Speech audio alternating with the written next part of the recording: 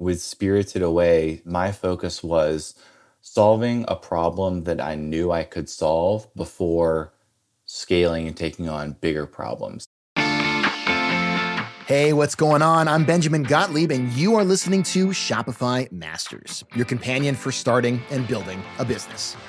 Ah, yes, it's the new year, a time for change, for reflection, and of course, those cliche New Year's resolutions. I'm going to the gym this year, I promise, 5 days a week, or I'm not eating sweets. Does that sound familiar? For Douglas Waters, that has turned into a pretty common business idea, taking alcohol out of your daily routine. Back in 2020, he opened a booze-free bottle shop in New York City. It's called Spirited Away. You can think of it like a wine store, but for non-alcoholic beer, wine, and spirits. And he's here today to tell you why he went brick and mortar first before e-commerce, and what to look for when setting up a physical space. Douglas, how's it going? Great, Ben. Thanks for having me on the program. Well, it's really a pleasure to have you. Thank you so much for doing this. Douglas is joining us from Taipei today, so thank you for making the time. You know, a lot of the Shopify founders that we speak to actually start online first, right? And then they move into a retail location. Why was it important to you to sign a lease first? The problem I was solving with Spirited Away was one of access to non-alcoholic drinks. So to give you a little bit of background, I've always enjoyed making drinks for family and friends. I've always enjoyed the role that drinks play in facilitating conversation and camaraderie. And I've always enjoyed being that person who can make drinks for a group of people to have that effect. How do we have the camaraderie and the revelry and the fun without the alcohol? And I began to explore this new emerging space of second wave non-alc drinks, the Seedlips and Kin Euphorics of the world. And I found that I simply couldn't buy them where I lived. In 2020, if you wanted to buy non-alc drinks in New York, you had to either make them yourself, which I'm not someone who has the experience to make my own drinks, or you could order them directly from the manufacturer. And the experience that I wanted was that of going to a neighborhood bottle shop and browsing a curated selection like we do with so many other things when we live in cities and enjoy neighborhood shops. And I just felt that beverage, like grocery, is a category that lends itself to in-person shopping. It's not a category that lends itself to direct-to-consumer, despite the fact that you can purchase these beverages online.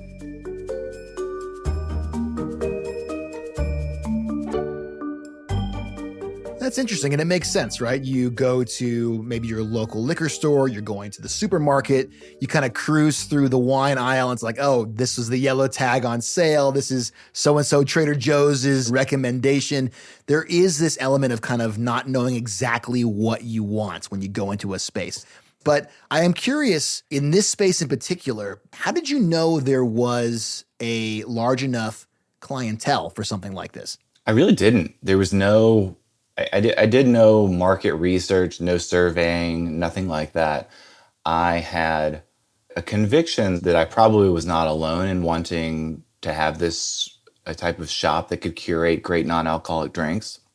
And that conviction was based on the fact that so many new brands in this category were coming into existence. So if Seedlip was launching a non-alcoholic spirit, if Kin Euphorics and Athletic and these other brands were launching nationwide, that was a pretty good indication for me that there was indeed robust consumer demand and that could be applied to a brick and mortar retail store.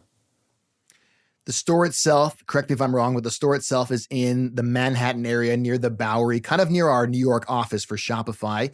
And since 2020, of course, things have changed a lot, not just in society, but in business as well. How has the store been doing, and when did you decide, hey, you know what, this is not just a physical space, it's also something that I can sell online? Yeah, it's evolved over time. We started on Ludlow Street on the Lower East Side, and part of that was I was looking for the least expensive, smallest storefront I could possibly find. I was bootstrapping the business and just trying to get a space and test the idea and see if I can make it work. And then we've upgraded to a bigger, longer term space since then. But the original space was just the cheapest thing I could find. And the business has really grown and developed to support that larger space over time.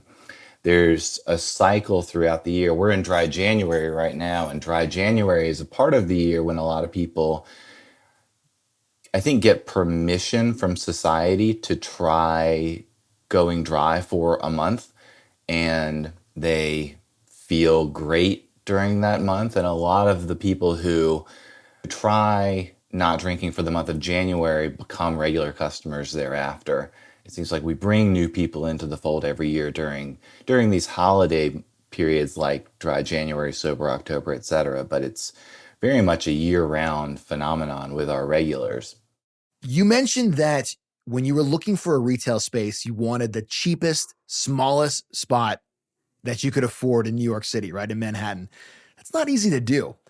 Can you walk us through how you actually found the place and when you knew it was the right spot for you to open your first store?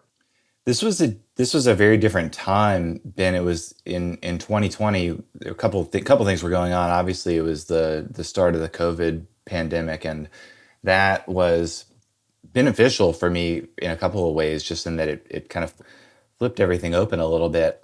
It put a lot of retail stores out of business, and there was a lot Of of course. vacant space on the market. So I had a lot of spaces from which to choose. I see.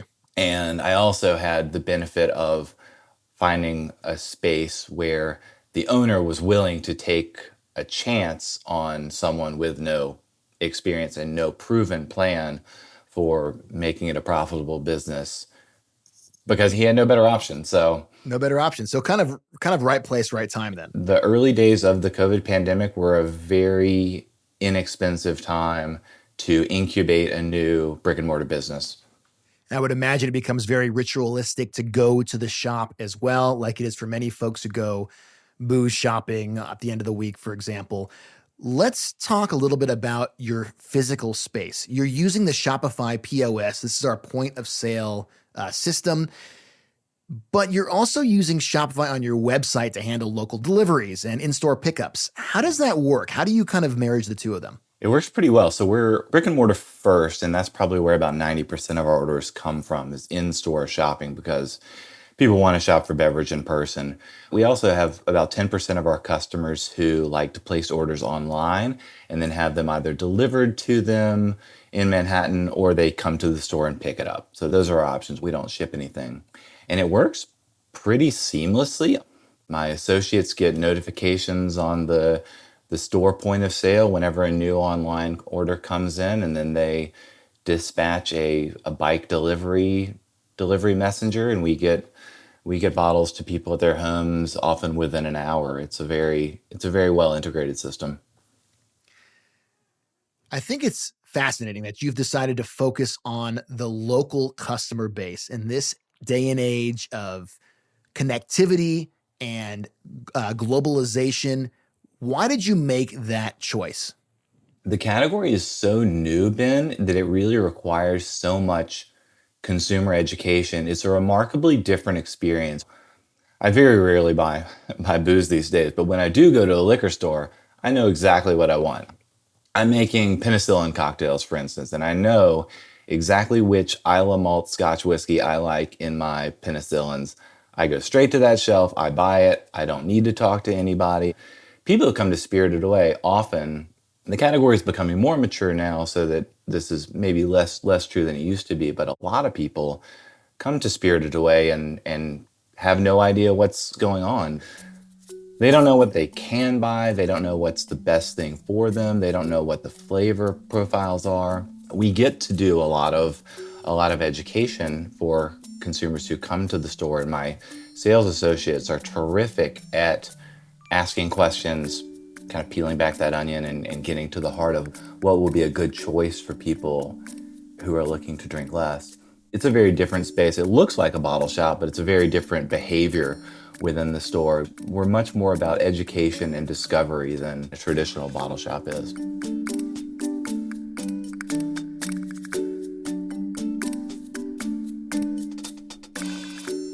And it brings up this idea, so to speak, of why it's important to have folks come into a physical space, right? I mean, you have this incredible opportunity from not just a customer service perspective, but from a marketing perspective of FaceTime one-on-one with an interested customer, which, dare I say, is probably much more effective than any sort of email or social media marketing campaign you can put together. I think so. It's very much a neighborhood shop, and we have great relationships with our regular customers who come, and we know them and they know us, and we know what they tried last time, and we can make a recommendation for what they might want to try this time.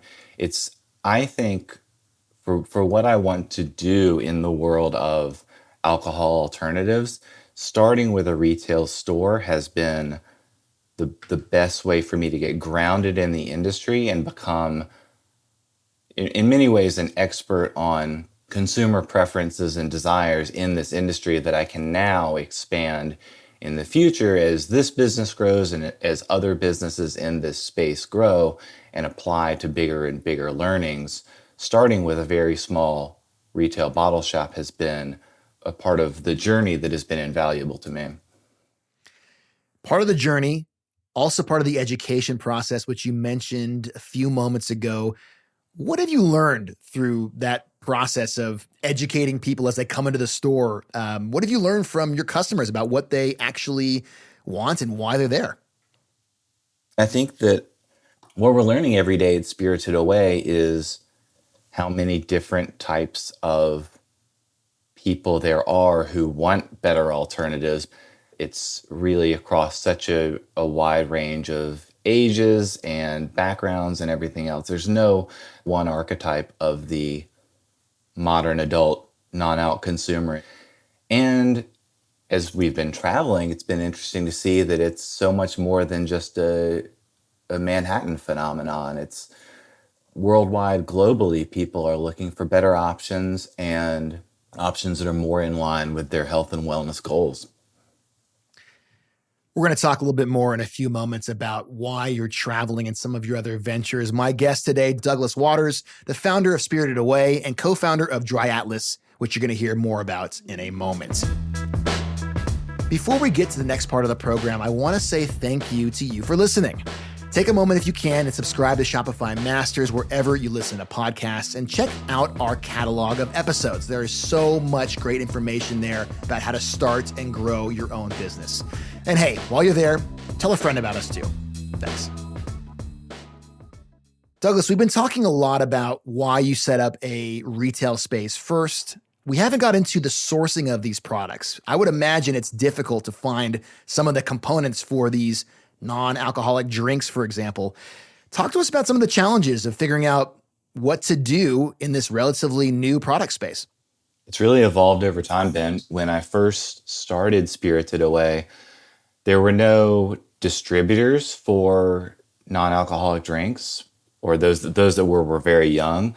So in traditional wine and spirits, you have a 3-tier distribution system, which means that the brands, the distributors, and the retailers have to, by law, be 3 distinct parties.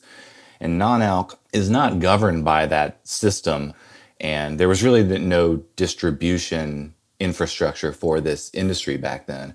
So I was ordering product directly from the brands themselves, which is great from a perspective of saving costs, but it also adds a lot of headache and a lot of operational and financial confusion when you're having invoices with each separate brand, you're having orders with each separate brand one-off, ordering beers from London that are being shipped across the ocean, and things are freezing en route and bottles are getting broken en route, and it was really... All individual orders too, right? From specific places. All individual orders. So it was like 6 bottles of this, 12 bottles of that, like tiny little orders, and it was really quite challenging, but it was also part of the moat to doing what we did with Spirited Away. And it's a lot easier to do what we do now that there is good distribution and infrastructure in place. But it was really just contacting each brand individually and saying, hey, can I buy your product wholesale? And I think a lot of them didn't even really have a wholesale pricing strategy at that point. They were primarily direct to consumer. So they were like, sure. They were like, sure, well. You want to buy how many? Yeah. Until I had an address, they were like, yeah, talk to us later. And then as soon as I had a brick and mortar address, they were like, yeah, we'll take you seriously.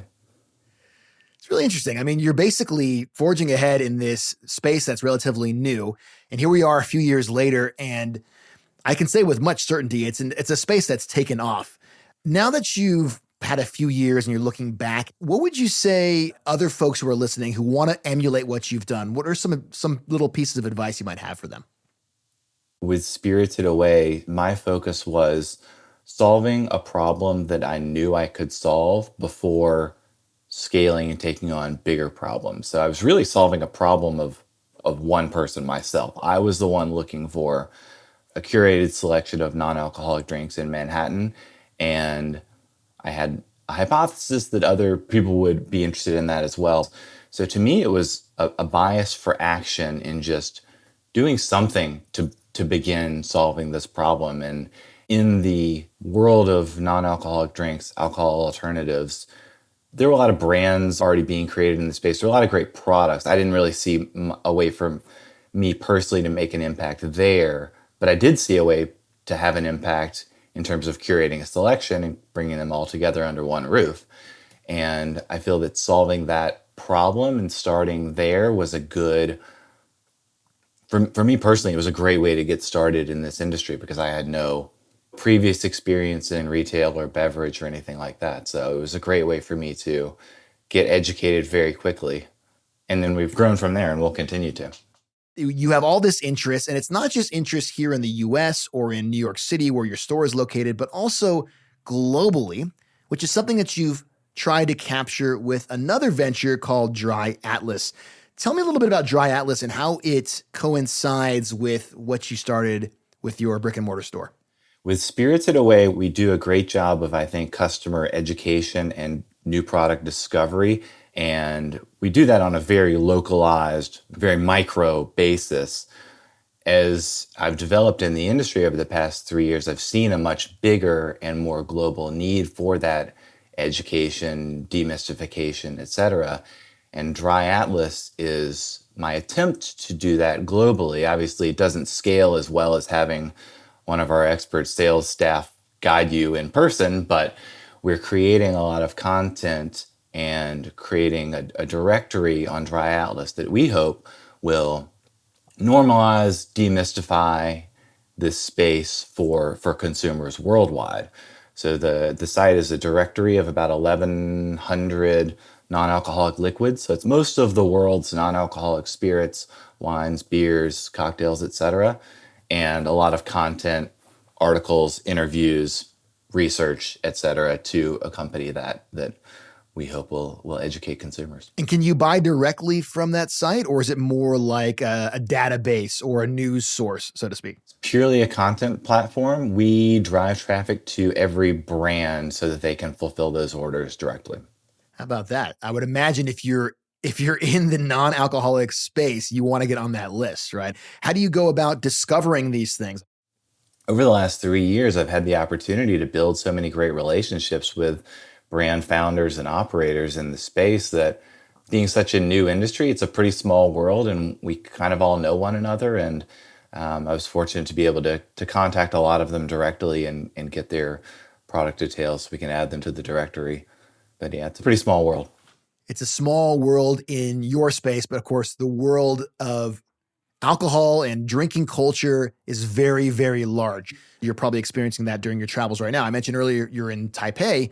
What have you noticed traveling and exploring different alcohol and drinking cultures that might lend itself to what you're doing here with Spirited Away? It's a great question. Every different culture has its own beverage traditions, right? We just left Hong Kong and tried some really amazing sparkling teas that are created for social occasions. And obviously, they have a strong tea culture there. And we met with two companies, Saicho and Mindful Sparks, who make these really beautiful, elevated, fine, sparkling tea kind of wine alternatives for social occasions for adult drinkers. So it was really interesting to see how the tea culture in those places had crept into cocktail culture as well. So Douglas, just to wrap up here, what do you think is next for this space, right? In non-alcoholic beverages, there's been a lot of growth, as you mentioned, in the last 3-4 years. And there's more competition now, I would imagine, than there was when you first started. So what do you see as being the next step here? The space has gotten very competitive. It's been fun to watch it develop over the last few years. We have on Dry Atlas, you can sort by category. And if you go to just the non-alcoholic gins, there are over 60, I believe, non-alcoholic gins available worldwide, which is really pretty incredible considering where we were 3 years ago. I think we're going to see continued growth in consumer demand. It's just going to become more and more normalized in the years to come. I think about first wave non-alc as kind of being the O'Doul's, Chateau Diana, kind of the mass market. St. Pauli's Girl, right? Yeah, like not terrible products, but not exactly anything to get too excited about. And then second wave being kind of where we are now with a lot of great alternatives, craft products that are much higher quality. I think looking into a third wave, we will see more products that have less and less influence from the traditional wine and spirit space. I think the alcohol content will become more of an incidental rather than a fundamental piece of the positioning. I think you're going to see great products in the future that are just, this is a delicious product and it happens to contain no alcohol or it happens to be low ABV, but you're drinking this because it's a delicious drink. And we saw that we spent some time with the team from Murray in Copenhagen who are making just really beautiful gastronomic beverages that they're not wine, they're not tea, they're their own unique creation. And I think a lot of the interesting things that are going to come in the future are going to be that third wave that has no representation, no corollary in the traditional wine and spirit space. I think we're moving beyond being defined by the incumbent space. So instead of us sitting here and laboring over non-alcoholic beverages or calling it booze free, we'll have some other way to talk and market this because it'll become so accepted in our nomenclature. Yeah, we'll stop defining it by what it's not and we'll start defining it by what it is. Well, Douglas, this has been really fantastic. I hope if you've been listening, you've been enjoying it as well. Douglas Waters, founder of Spirited Away and co-founder of Dry Atlas. Douglas, thank you. Thank you so much, Ben. I've enjoyed talking with you. Enjoyed talking with you as well. Shopify Masters is produced by Megan Coyle and Gogo Zoger. Our engineers are Matthew Schwartz and Miku Betlam. Shuang Esther Shan is our host, and I am Benjamin Gottlieb. Come hang out with us next time on Shopify Masters.